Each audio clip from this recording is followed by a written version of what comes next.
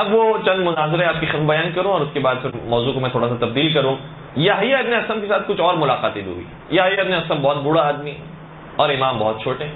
یعنی سمجھ لیجئے کہ وہ 70-80 برس کا ہے اور امام 7-8 برس کے، اتنا فرق. امام کی خدمت میں آتا ہے اور امام کی خدمت میں آنے کے بعد کہتا ہے کہ یہ اپنا رسول اللہ، ظاہراً یہ جملے ہیں کہ واللہ خدا کی قسم میرے ذہن میں کچھ سوالات ہیں میں کرنا چاہتا ہوں، لیکن کان واللہ لاستحیی منک، ظاہراً یہ جملے ہیں. کہتا ہے کہ لیکن مجھے شرم آتی ہے کہ میں آپ سے کیسے سوالات کروں. یعنی یہ کہنا چاہ رہا ہے کہ میں اتنا بڑا عالم دین، اتنا بڑا صاحب منصب، اور آپ اتنی چھوٹی عمر کی، آپ سے میں کیسے سوال کروں، مجھے یہ سوال کرنے میں شرم آ رہی ہے. امام نے ارشاد فرمایا کہ کیا میں تیرے سوال کا خود ہی اظہار کر دوں؟ کہا کہ آپ بتا سکتے ہیں کہ میرے ذہن میں کیا سوال ہے. امام نے ارشاد فرمایا تسألنی عن الامام، تو سوال کرنا چاہتا ہے کہ امام کون ہے. کہنے لگا ہوا ھذا، واقعا میرا یہی سوال ہے کہ اس زمانے کا امام کون ہے. فرمانے لگے انا ہوا، میں ہی تو وہ امام ہوں. جب یہ جواب سن لیا، اب تعجب کی بات یہ ہے کہ کہنے لگا پھر آپ کی امامت پر دلیل کیا ہے، علامت کیا ہے. یعنی تعجب کی بات یہ ہے کہ دیکھ رہا ہے کہ میرے دل کی بات انہوں نے اپنی زبان پر جاری کر دی ہے، اب اس سے بڑی دلیل کی کیا ضرورت ہے، علامت کی کیا ضرورت ہے. لیکن پھر بھی یہ کہتا ہے کہ آپ بتائیے کہ آپ کے امام ہونے کی کیا دلیل ہے، ما علامت ہو، اس کی علامت کیا ہے. اب امام خاموش رہے، امام کا عصا بولنے لگا، اور امام کے عصا سے آواز آئی ان مولایا امام هذه الزمان، یا هذا الزمان، یاد رکھ جو میرا مولا اور آقا ہے وہ اس زمانے کا امام ہے اور وہ حجت خدا ہے. اور جس طریقے سے عصائے موسیٰ جناب موسیٰ کی نبوت پر مہر بنتی ہے، اسی طریقے سے عصائے امام تقی کی امامت پر مہر بنتی ہے.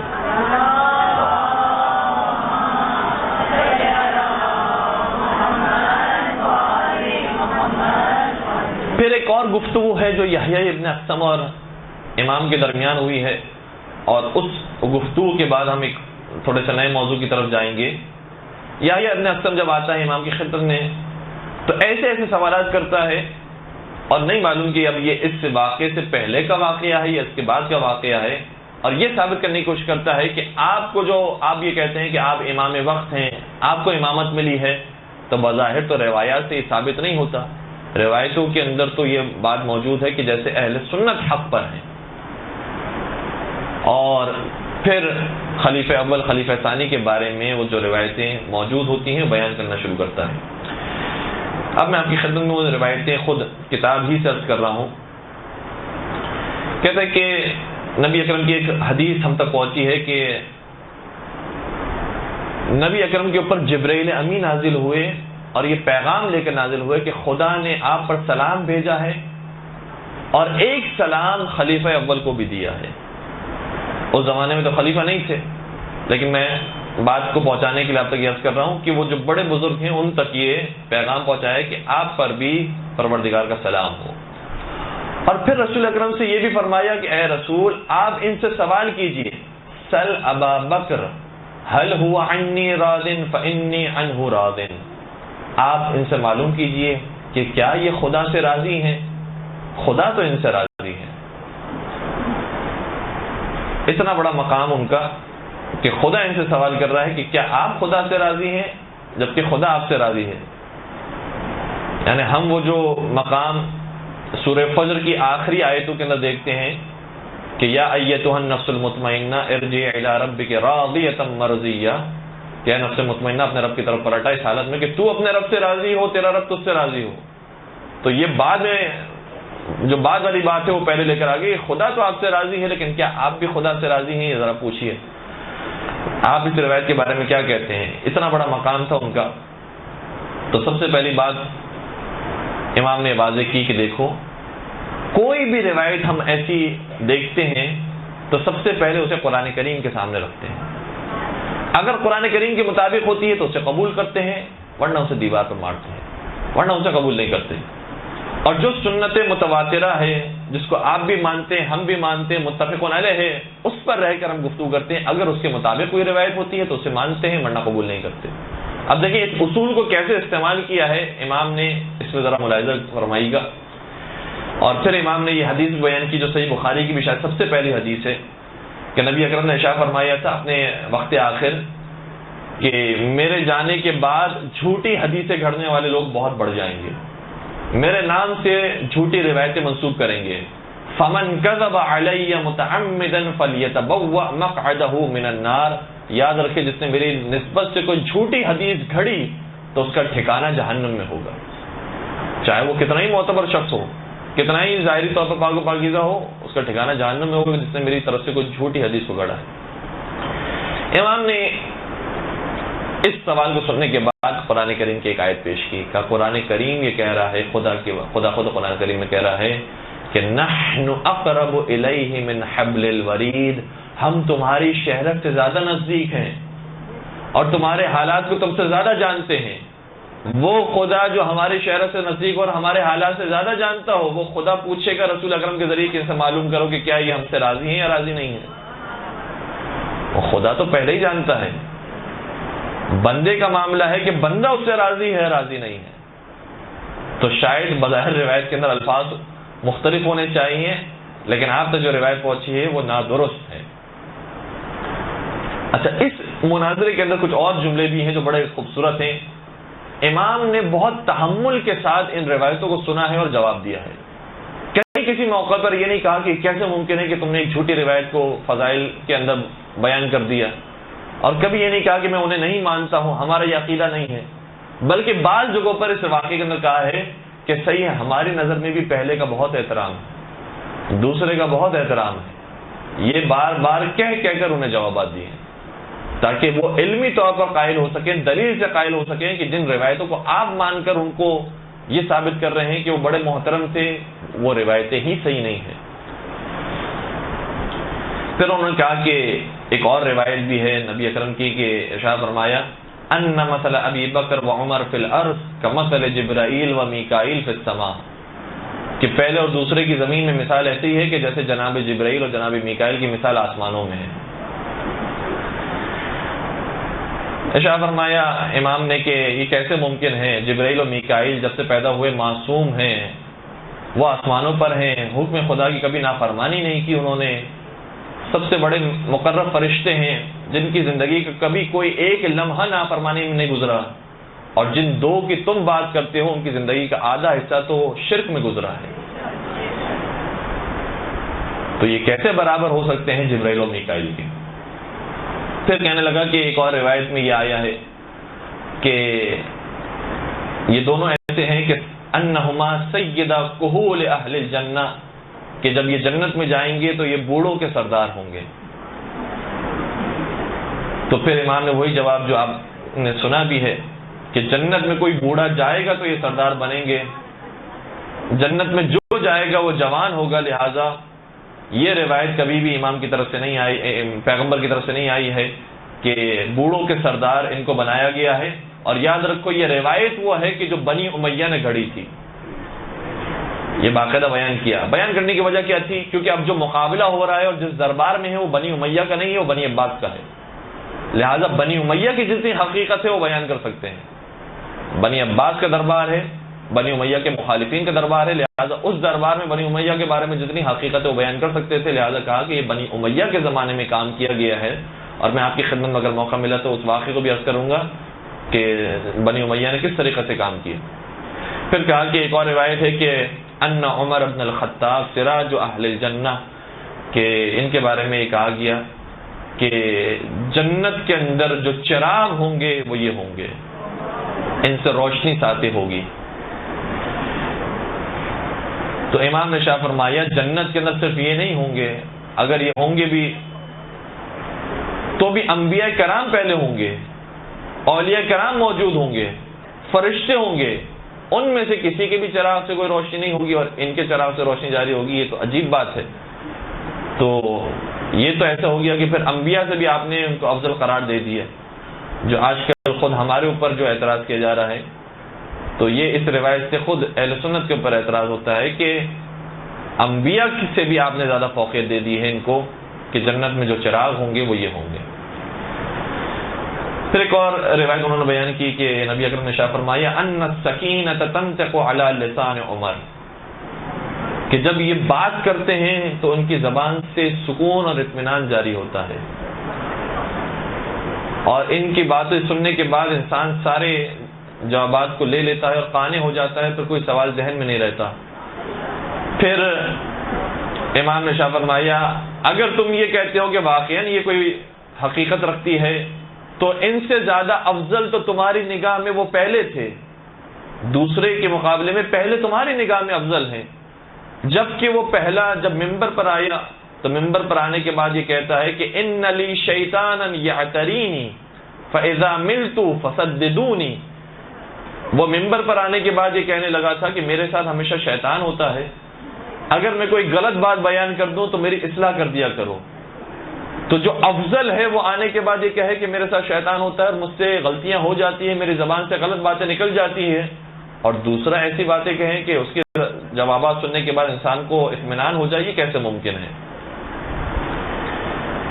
پھر کہا کہ نبی اکرم کی ایک اور حدیث بھی ہے کہ لو لم ابعث لبعث عمر، اگر مجھے نبی نہیں بنایا گیا ہوتا تو ان کو نبی بنایا جاتا۔ تو پھر امام نے ارشاد فرمایا کہ قرآن کریم کی آیت ہے وَإِذْ أَخَذْنَا مِنَ النَّبِيِّينَ مِيثَاقَهُمْ وَمِنْكَ وَمِنْ نُوحٍ، کہ اے نبی اس وقت کو یاد کرو کہ جب نبیوں سے عہد لیا جا رہا تھا نبوت کے بارے میں، اور جناب نوح علیہ السلام سے بھی عہد لیا گیا اور تم سے بھی عہد لیا گیا، تو اس کا مطلب یہ تو یہ ہوا کہ نبی پہلے ہی سے نبی ہو کر آتا ہے، نبی سے پہلے ہی سے میثاق لیا گیا ہے، وعدہ نبوت لیا گیا ہے۔ تو یہ کیسے کہا جا سکتا ہے کہ پہلے ہی سے جو نبی طے شدہ ہوں وہ یہاں پر جب آئیں تو پھر یہ کہا جائے کہ اگر میں نبی نہیں ہوتا تو یہ نبی ہوتے؟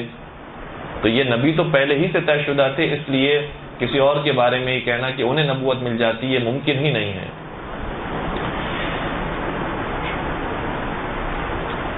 ایک درود پڑھ دیجیے گا محمد وعلیہ السلام۔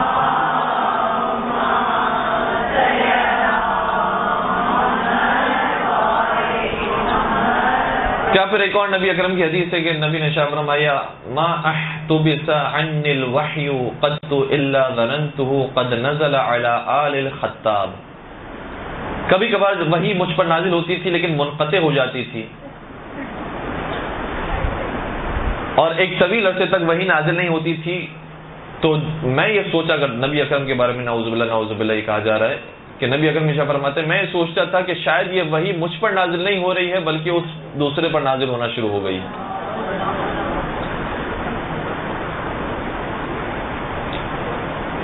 جب یہ بات انہوں نے بیان کی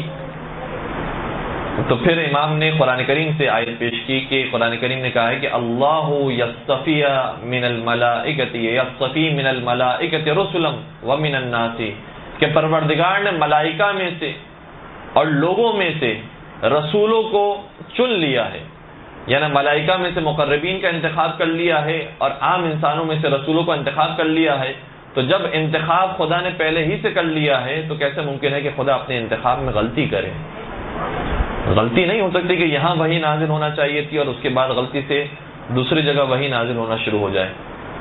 پھر کہا کہ ایک اور حدیث نبی اکرم صلی اللہ علیہ وسلم تک پہنچی ہے کہ لو نزل العذاب لما نجا منہ الا عمر، اگر عذاب نازل ہو جائے تو کوئی نجات نہیں پا سکتا سوائے اس کے، اور شاید الٹی ہونی چاہیے تھی حدیث کہ سب نجات پا سکتے ہیں۔ تو امام نے شاہ فرمایا کہ یہ بات بھی قرآن کریم کی آیت کے خلاف ہے، کیونکہ قرآن کریم میں یہ آیت موجود ہے کہ وما کان اللہ لیعذبہم وانت فیہم، کہ خدا کبھی عذاب نازل کر ہی نہیں سکتا جب تک اے رسول آپ ان کے درمیان موجود ہیں۔ وما کان اللہ معذبہم وہم یستغفرون، اور خدا کبھی عذاب نازل ہی نہیں کر سکتا جب تک یہ لوگ استغفار کر رہے ہیں۔ تو جب تک نبی موجود تھے اور نبی اپنی زبان سے جملے جاری کریں تو یہ تو قرآن کی آیت کے خلاف ہے کہ نبی کی موجودگی میں جب عذاب آ ہی نہیں سکتا تو کیسے نبی ارشاد فرما سکتے ہیں کہ اگر عذاب آ جائے تو سب ہلاک ہو جائیں گے سوائے ان کے؟ یہ ممکن ہی نہیں ہے۔ اب اس کے اندر چند ایک نقطے ہیں اس کو بیان کریں اور پھر ہم اس موضوع کو مزید آگے بڑھائیں کہ دیکھیں امام نے ان کے ایک ایک سوال کو سنا اور بڑے تحمل کے ساتھ جواب دیا، اور اکثر کا جواب آپ نے دیکھا کہ قرآن کریم کی آیت سے دیا۔ تو ایک بات تو یہ ہے کہ ہمیں یہ کوشش کرنا چاہیے، اور یہ سب سے پہلے ہمارے لیے بات ہے کہ جب جواب دیں اہل سنت کو، جو مسلمانوں کی مشترک کتاب ہے جس کو سب مانتے ہیں اور کلام الہی ہے، اس سے جواب دیا جائے، قرآن کریم سے جواب دیا جائے۔ دوسری بات یہ ہے کہ کچھ باتیں ایسی ہیں کہ جو ان کے یہاں بھی متفقن علیہ ہے، ان متفقن علیہ باتوں کو بھی استعمال کیا جا سکتا ہے انہی کے حوالے سے، انہی کے خلاف۔ مثال کے طور پر خود اہل سنت یہ تسلیم کرتے ہیں کہ خلیفہ اول ہوں، خلیفہ ثانی ہوں یا دوسرے افراد ہوں، ان کی زندگی کا اکثر حصہ بت پرستی میں گزرا ہے، شرک میں گزرا ہے، انہوں نے سجدے کیے ہیں بتوں کے آگے،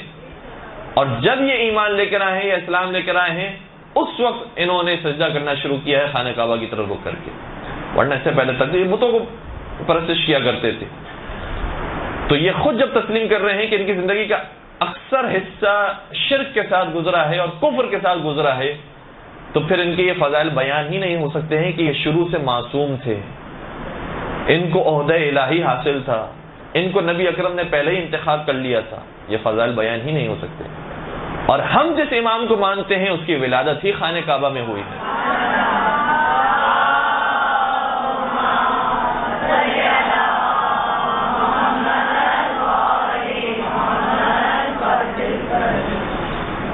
تو ہمارے امام میں الحمدللہ جو پوری تاریخ بیان ہوئی ہے، اور اہل سنت نے بھی اس کو نقل کیا ہے اور تسلیم کرتے ہیں۔ اب اس دفعہ خود ٹیلی ویژن پر بھی یہ بات آئی اور اعتراض کیا کہ ہمارے یہاں بھی یہ متفق علیہ بات ہے کہ مولا کائنات وہ واحد انسان ہے جن کی ولادت خانہ کعبہ میں ہوئی ہے، اور انہوں نے کبھی اپنے سر کو نہیں جھکایا ہے اور کبھی سجدہ نہیں کیا ہے سوائے حقیقی معبود کے، بتوں کے سامنے کبھی سجدہ نہیں کیا ہے۔ تو یہ فضائل ائمہ کے بارے میں تو بیان ہو سکتے ہیں، مولا کائنات کے بارے میں تو بیان ہو سکتے ہیں، لیکن اور کسی شخصیت کے بارے میں بیان نہیں ہو سکتے، چاہے کوئی خلافت کو بعد میں حاصل کر لے، چاہے کوئی صحابیت کے درجے کو اپنے کاندھوں پر سجا لے۔ صحیح ہے کہ اگر اہل کردار ہیں تو وہ اپنے مقام پر اہمیت رکھتے ہیں، لیکن اس سے وہ شان ان کی پیدا نہیں ہو سکتی کہ جو ان کی سابقہ زندگی تھی ان کو ہم صحیح شمار کریں، جبکہ وہ خود اس بات کے قائل تھے کہ ہم نے زندگی کا اکثر حصہ شرک کے ساتھ گزارا ہے۔ درود پڑھ دیجئے محمد و آل محمد۔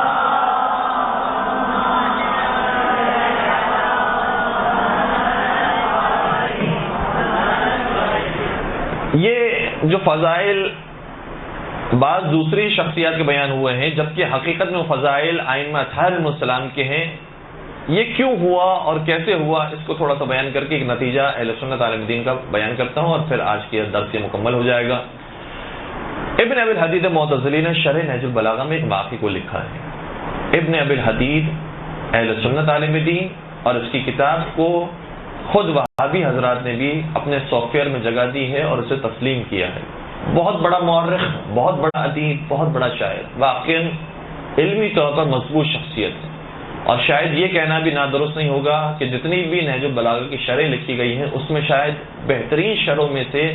ایک شرح ابن ابی الحدید معتزلی کی ہے۔ ایسے واقعات کو اپنی کتاب کے اندر لکھا ہے کہ جو پہلے کی پرانی کتابوں میں اب وہ محو ہو گئے ہیں، مٹ گئے ہیں، جلا دیے گئے ہیں، اب کسی اور کتاب میں باقی نہیں رہے ہیں وہ واقعات سوائے ابن ابی الحدید معتزلی کی کتاب کی۔ یعنی کچھ تاریخی حقائق کو اگر آپ کو تلاش کرنا ہے تو صرف ان کی کتاب میں ملیں گے اور کسی کتاب میں نہیں ملیں گے۔ اتنے بڑے مورخ۔ انہوں نے لکھا کہ جب امام حسن علیہ السلام سے صلح ہو گئی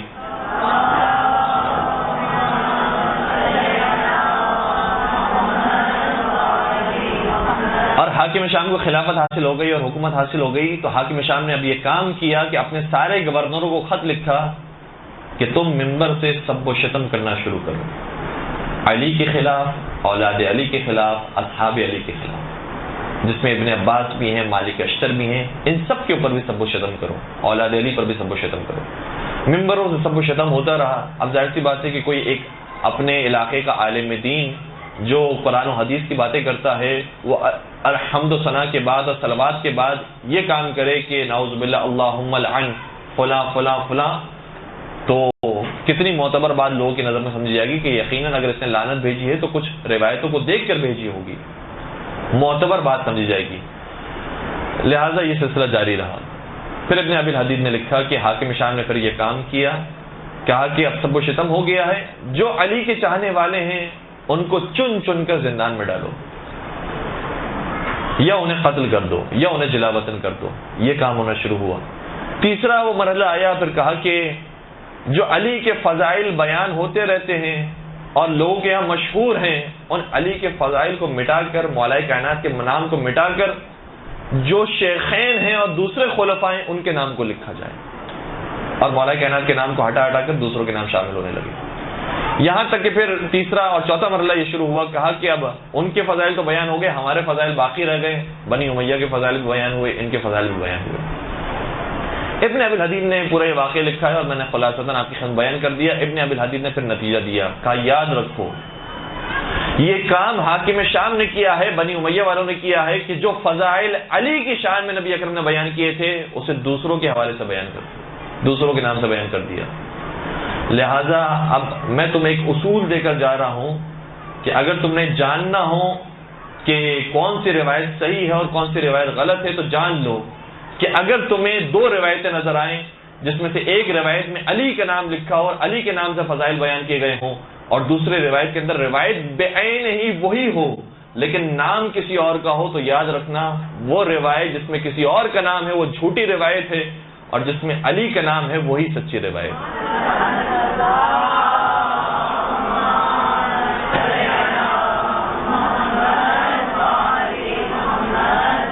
اس پروردگار سے دعا کرتے ہیں کہ ہمیں زندگی اور موت کے وقت محبت محمد و آل محمد کے ساتھ رہنے کی توفیق نصیب فرما،